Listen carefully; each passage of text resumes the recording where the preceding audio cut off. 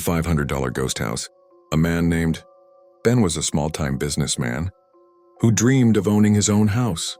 One day, he saw an advertisement for a house that caught his eye because the price was unbelievably low, just $500.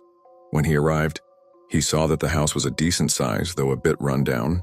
He didn't see anything strange, so thinking it was a great opportunity, Ben decided to buy it immediately without asking too many questions. On his first night in the house, Ben happily started cleaning and getting things in order. As he was getting ready for bed, a strange voice echoed from the dark corner of the room. The voice spoke with a chilling tone. "What are you doing in my house?" Ben was terrified and knew it was a ghost. The ghost then appeared. It was pale and frightening. It told Ben that the house belonged to it and it couldn't leave. "Get out of this house," the ghost said, "and I'll give you your $500 back."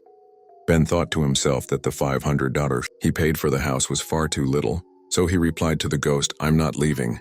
This house is worth $50,000. The ghost shouted. What are you talking about? Ben continued, "If you want me to leave, you have to buy the house back from me for $50,000. The ghost responded angrily, "Impossible! You're very clever. Where would you get $50,000 from?" Ben replied jokingly, "Since you're a ghost, you can fly and do anything you want. You should be able to get me the money."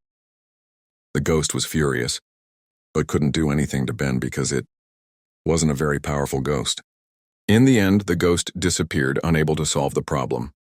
Ben slept safely in his new home, while the ghost had to find $50,000 to buy the house back. This story shows that even a ghost can be outsmarted by a clever person. Ben woke up the next morning, remembering everything that had happened the night before. He couldn't believe he had outsmarted a ghost with a simple trick. He chuckled to himself, thinking he had gotten a house for free. Ben decided to go to the market to buy supplies to fix up his new home. He left the house in a great mood. When Ben returned in the evening, he noticed something different about the house. He then heard footsteps inside, and the lights started turning on and off by themselves. Ben thought to himself, "The ghost must be back." He opened the door and shouted, "Ghost, what are you doing here? I told you. I'll sell the house back to you for $50,000. Suddenly, a dark shadow appeared in front of him. It wasn't the same ghost from the night before, but a different, much more powerful one. The new ghost spoke with a terrifying voice. "Who are you? Why have you entered the house of the Ghost King?" Ben's body trembled with fear, and he realized he had made a terrible mistake. Ben tried to run, but the front door was mysteriously locked. Ben thought to himself, "How will I survive this?" Ben's heart pounded in his chest as the powerful Ghost King stared him down. The air grew cold, and a sinister grin spread across the Ghost King's face. "You have trespassed on my property and disturbed my humble servant," the ghost said, his voice echoing with an otherworldly bass. "I believe you owe me a debt." Ben, thinking quickly, decided to use the only tactic that had worked before. He puffed out his chest and replied, "Debt? I'm the one who paid for this place. $500. I've already outsmarted your little servant ghost. He's supposed to be bringing me $50,000 for this house." The Ghost King let out a low, menacing laugh. "My servant is a fool, but I, the king, am not. Your little trick will not work on me. However, I am a fair spirit. You may have one chance to buy your way out of this." Ben's mind raced. "Okay, what do I have to do?" "My servant lost a valuable item," the Ghost King said. "A golden locket. It was stolen from him long ago by a thief who lived in this very house. That locket is the key to my servant's freedom and my kingdom's power. Find it, and I will not only release you but also grant you a single wish." Ben had no idea how to find a locket lost decades ago, but it was his only chance. He swallowed his fear and nodded. "I accept. But how do I find a ghost's locket?" The Ghost King pointed a spectral finger toward the basement. "The thief hid it well. You will find a clue on the floor in the deepest part of the house. Be warned, though, others protect this locket. They will not be as friendly as I am." With that, the Ghost King vanished, leaving Ben alone in the freezing, dark house. He knew that the basement held the key to his survival, but he also knew that he was walking into an even more dangerous situation. He took a deep breath, grabbed his flashlight, and headed toward the creaking basement door. The air grew colder with every step, and he knew he was not alone. Ben took a deep breath and pushed open the heavy, creaking basement door. The air was thick with the smell of damp earth and decay. He flicked on his flashlight, and the narrow beam cut through the inky blackness. illuminating a mess of old furniture, broken pottery, and decades of cobwebs.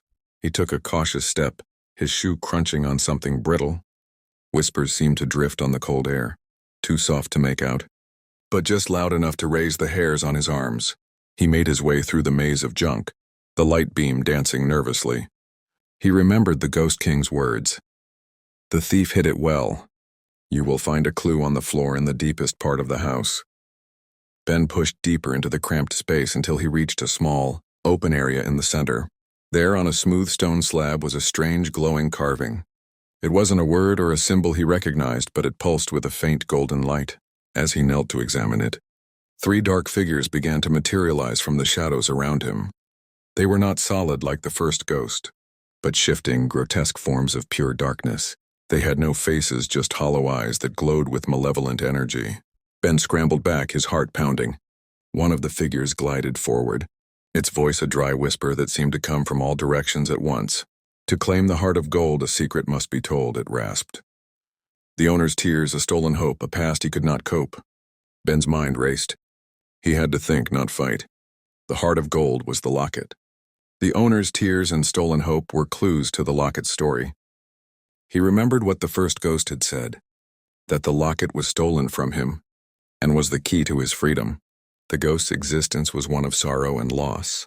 Ben took a deep breath and spoke, his voice trembling slightly. The locket holds the memory of a love that was lost, he said, and the sorrow of a life that was stolen. The ghostly figures stood still for a moment. Then, as if a spell was broken, they dissolved into nothing. The stone slab with the glowing carving slid silently aside, revealing a small hidden alcove in the wall. Inside, resting on a bed of old dark velvet, was the golden locket. It radiated a soft, warm light that made the cold in the basement recede. Ben reached in and carefully picked it up. The metal felt warm to the touch. He had done it. He was finally free. Just then, the familiar voice of the first ghost echoed from behind him. You found it. Give it to me. Ben spun around. The ghost wasn't alone this time.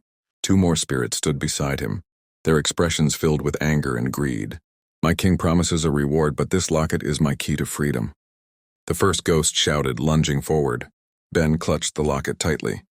He had a choice to make. Give the locket to the ghost who had lost it, or run and try to fulfill his deal with the Ghost King. But with these 3 spirits now surrounding him, getting out alive would be the real trick. What will Ben do next? The story is not over yet. If you want to know what happens in the next part, don't forget to subscribe to get the next chapter from us. We will continue the story later. Stay tuned to find out.